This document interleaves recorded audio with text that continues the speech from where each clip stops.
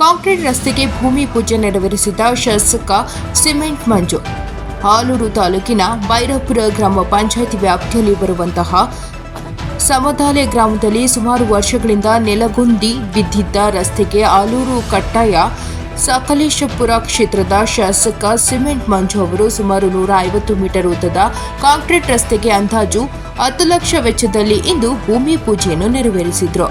ನಂತರ ಸುದ್ದಿಗಾರರೊಂದಿಗೆ ಮಾತನಾಡುತ್ತಾ, ಸಾರ್ವಜನಿಕರಿಗೆ ಯಾವ ರೀತಿಯಲ್ಲೂ ತೊಂದರೆ ಆಗಬಾರದು, ವಾಹನ ಸವಾರರು ಹಾಗೂ ಶಾಲಾ ಮಕ್ಕಳಿಗೆ ಅನುಕೂಲವಾಗಬೇಕು ಎಂದು ಇವತ್ತು 10 ಲಕ್ಷ ರು ವೆಚ್ಚದಲ್ಲಿ ಇವತ್ತು ಕಾಂಕ್ರೀಟ್ ರಸ್ತೆಗೆ ಅನುದಾನವನ್ನು ಕೊಟ್ಟಿದ್ದೇನೆ.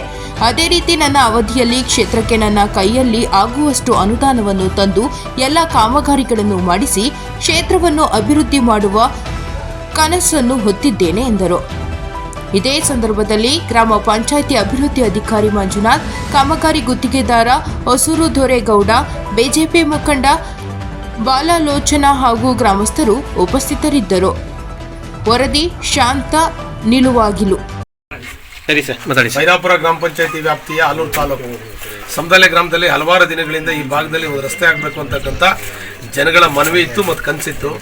ನಾನು ಒಂದು 10 ಲಕ್ಷ ರೂಪಾಯಿ ದುಡ್ಡನ್ನು ಕೊಟ್ಬಿಟ್ಟು ಈ ಭಾಗದಲ್ಲಿ ಸಮದಾಲೆ ಗ್ರಾಮದ ಒಳಗಡೆ ರಸ್ತೆಯನ್ನು ಮಾಡ್ತಾಯಿದ್ದೀನಿ. ದೇವಾಲಯ ಕೂಡ ಓಡಾಡ್ಲಿಕ್ಕೆ ರಸ್ತೆ ಇತ್ತಿಲ್ಲ.